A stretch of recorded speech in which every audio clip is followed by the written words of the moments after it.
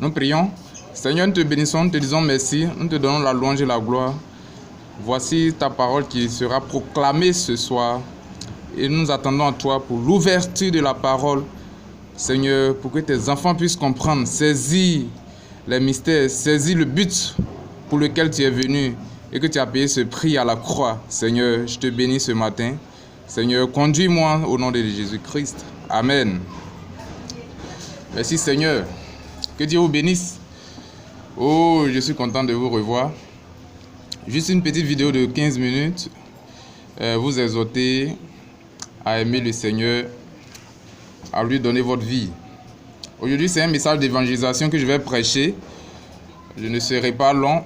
Juste aider des gens qui n'arrivent pas à comprendre et à saisir le plan de Dieu. Essayer de les aider. Parce que Dieu a un plan pour chacun. Et tu ne peux pas continuer de vivre, te réveiller, te coucher, te réveiller et laisser les jours passer. Non. Un jour, ça sera la fin pour toi. Et quand cette fin arrivera, il va falloir que tu te rendes compte. Ainsi, toi, en tant que chrétien, ou même pas chrétien, je ne sais pas, mais sache que Christ est mort pour toi. Alléluia. Ainsi, je remercie le Seigneur pour toi. Pour ce petit message que je vais te donner, j'ai un titre. Stigmatisé pour toi. Amen. Il a été stigmatisé pour toi. Et j'ai une inspiration. Condamnation par représentation. Je suis content. Et c'est une très bonne nouvelle que je t'annonce. Parce que c'est une nouvelle qui concerne ton âme. Le rachat de ton âme. Et le rachat de ton âme est plus important que toute autre chose. Plus important que ton travail, ton mariage. Plus important que l'argent et ta famille, je ne sais quoi, mais c'est plus important que toutes ces choses. Pourquoi? Parce qu'il s'agit de ta destinée éternelle. Et ta destinée éternelle ne dépend pas seulement de toi. Il y a une partie qui dépend de toi, mais l'autre partie dépend d'un être suprême, de celui qui est au-dessus, qui est au-delà de toute pensée, de toute imagination. Et c'est de lui que je te parle ce soir. Ainsi que Dieu te bénisse. Soyez en esprit, soyez attentifs. Juste 15 minutes, je ne saurais tarder. Amen. J'ai un passage ici. J'ai 3 passages pour faire ma fondation. Dans Ésaïe 53, à partir du verset 1. Ésaïe 53, verset 1 qui dit: Qui a cru en ce qui nous était annoncé? Qui a reconnu le bras de l'Éternel?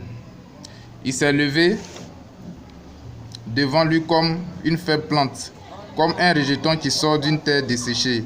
Il n'avait ni beauté ni éclat pour attirer nos regards, et son aspect n'avait rien pour nous plaire. Méprisé et abandonné des hommes, homme de douleur et habitué à la souffrance, semblable à celui dont on détourne le visage.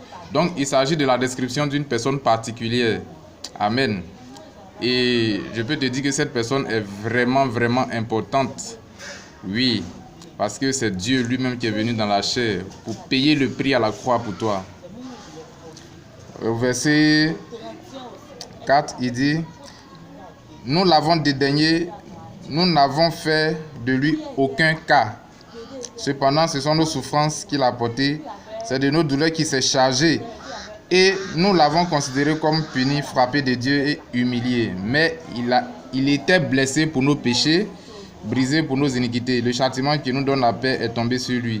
Et c'est par cette maîtrise que nous sommes guéris.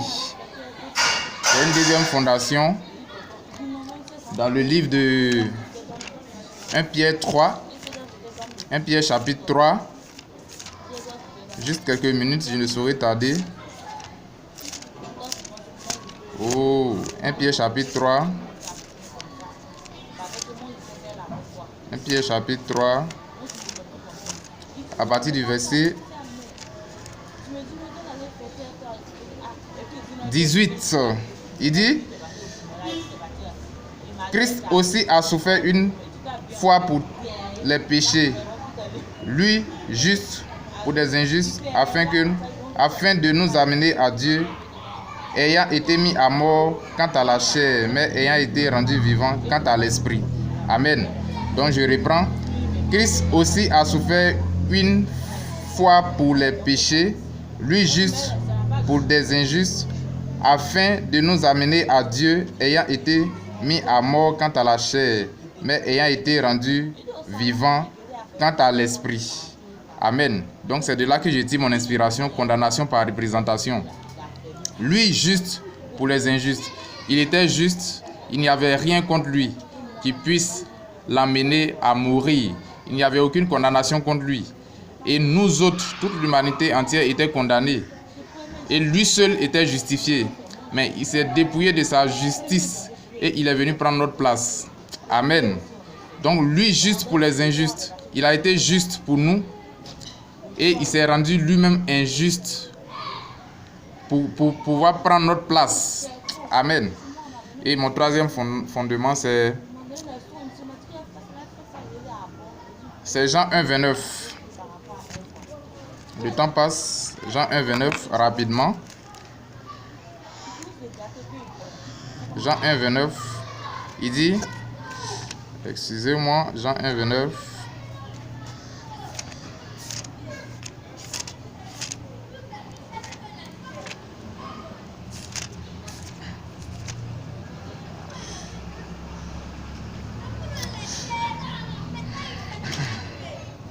Le lendemain, il vit Jésus venant à lui et il dit, voici l'agneau de Dieu qui ôte le péché du monde.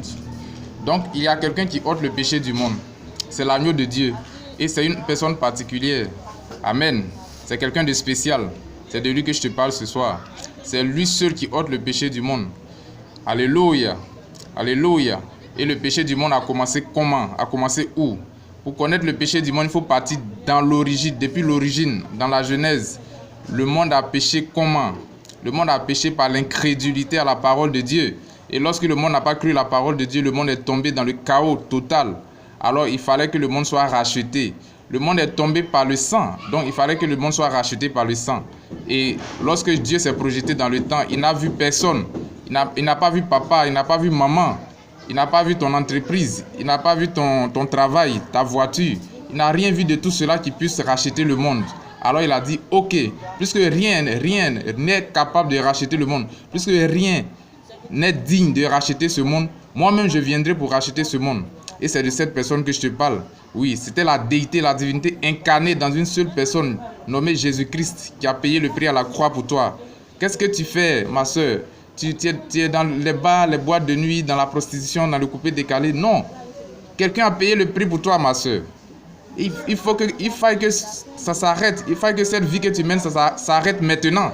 Pour que tu puisses reconnaître, pour que tu puisses donner ta vie à celui qui a payé le prix pour toi, ma soeur. Ainsi que toi, mon frère. Arrête d'être brouteur, arrête de voler, arrête de mentir. Ne dis pas que non, tu n'as pas de travail, donc tu vas te jeter dans la drogue. Non, cela n'a rien à voir.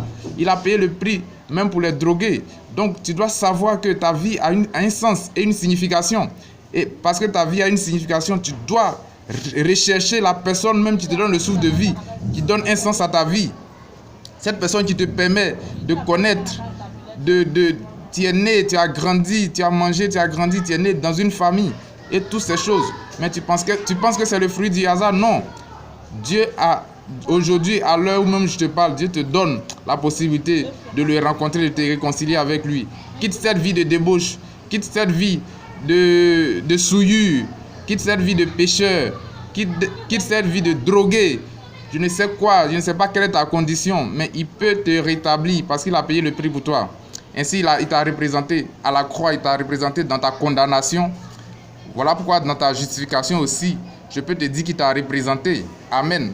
Ainsi, tu peux venir facilement, tu peux venir tranquillement, car le voile est déchiré et la route est ouverte pour toi. Tu peux lui donner ta vie parce qu'il a payé le prix pour toi.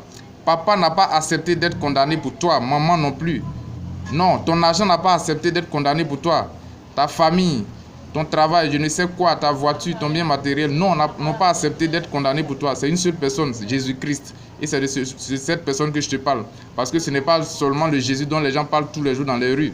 Il est mort et il a accepté de mourir pour ceux qu'il a aimés avant la fondation du monde. Ça, c'est un mystère sur lequel je reviendrai prochainement. J'ai une citation ici pour vous. Dans la prédication condamnation par représentation, prêché le 13 novembre 1960. Paragraphe 173, il dit: oui, mon frère, un jour, 172, il dit aussi, vous dites, eh bien, alors pourquoi est-ce que je suis condamné à cause de ça? Puisque c'est Ève et Adam qui l'ont fait, ils m'ont représenté comme pécheur. Je n'y peux rien. Oui, mon frère, un jour de nouveau, quelqu'un est venu de la gloire.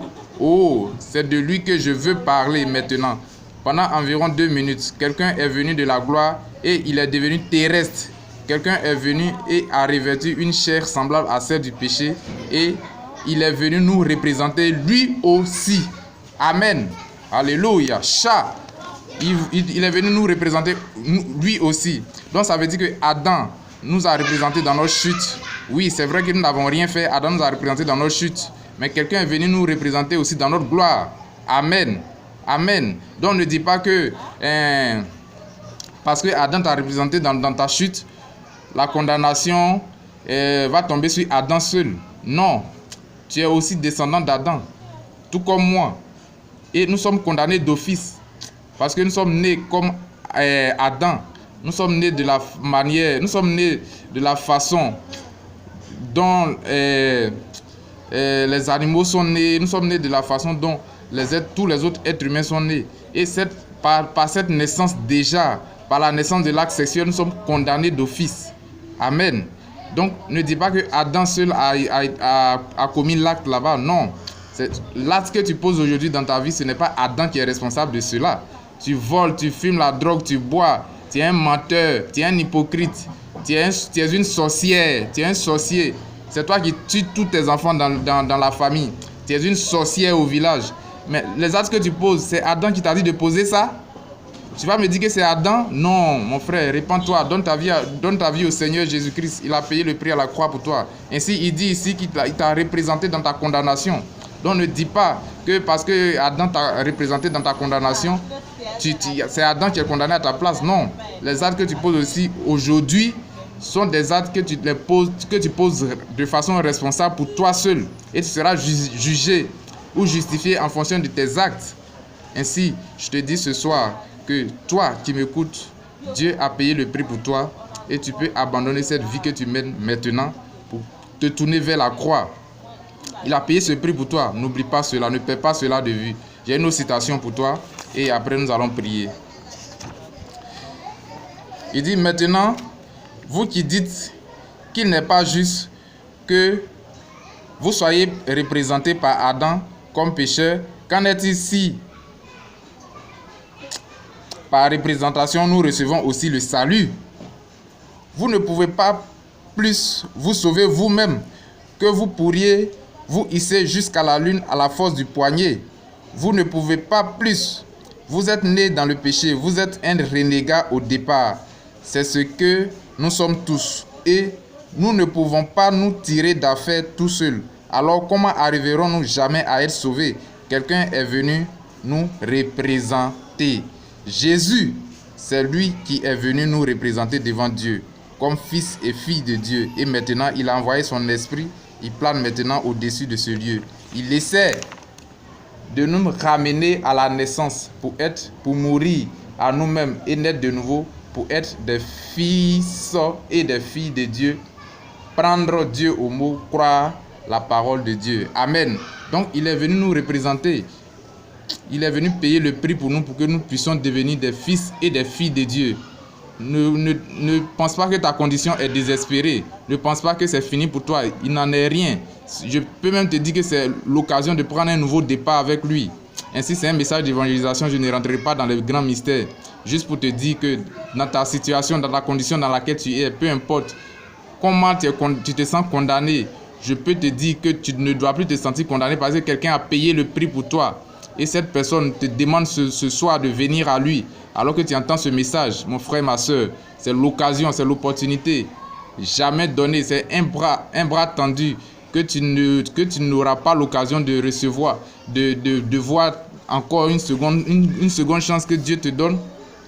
C'est encore une chance de plus que Dieu te donne. Ainsi, je te prie, je te demande, je t'en supplie, ne continue pas à vivre ainsi, ne pense pas que ta vie va continuer comme ça. Non, il est temps que tu mettes un frein, que tu dis stop et que tu fasses un flashback, que tu reprennes, que tu penses à tout ce que tu déroules toute ta vie et que tu réfléchisses et que tu dises non, il faut que je choisisse une voie maintenant, il faut que ces choses s'arrêtent, je ne peux pas continuer comme ça parce que ce n'est pas ma vie.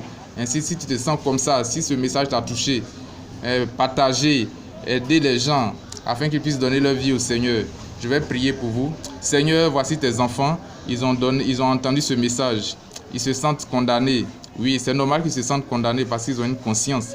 Seigneur, mais je crois que tu as payé le prix pour eux parce que Adam nous a représentés dans la chute. Jésus-Christ nous a représentés dans notre glorification. Maintenant, cette glorification a un prix. Oh, personne ne pouvait payer ce prix. Papa n'a pas pu payer, maman n'a pas pu payer, notre situation sociale n'a pas pu payer, notre famille n'a pas pu payer, notre patron, notre mari, notre femme n'a pas pu payer. C'est toi seul qui l'a fait, toi-même, Dieu, le même Dieu, El Elohim, qui a quitté son trône de gloire pour venir mourir. Seigneur, pour ces enfants, je te prie, Père, que parce que tu as payé ce prix pour eux, ne les abandonne pas, ne les laisse pas ainsi dans l'interprétation de la parole. Ne les laisse pas ainsi dans la débauche, dans le péché. Fais quelque chose pour les sortir de là, car ta main est puissante pour le faire. Je sais que tu es plein d'amour, plein de miséricorde et plein de compassion. Et ton amour se manifeste dans le fait que tu aimes ce que tu as aimé avant la fondation du monde. Seigneur, c'est pour eux que je prie ce soir. Oh, je te prie, Seigneur, de les attirer vers toi, Seigneur. Alors que ce message est sorti, je t'en supplie, Seigneur, que cela tombe dans des cœurs. Oh, qu'ils puissent recevoir ce message et te donner, s'abandonner à toi, te donner leur vie, Seigneur. Je te prie que ce message touche quelqu'un quelque part, transperce une âme quelque part, Seigneur, et délivre quelqu'un quelque part, Seigneur. Je te demande de le faire dans le nom puissant de Jésus-Christ. Amen. Que Dieu vous bénisse. Soyez fortifiés. Que Dieu vous bénisse. Vous avez ma page Révérend Perfection. Abonnez-vous, partagez la vidéo. Ça pourra aider des gens. Je ne suis pas... Allez-y, je vous encourage. Que Dieu vous bénisse.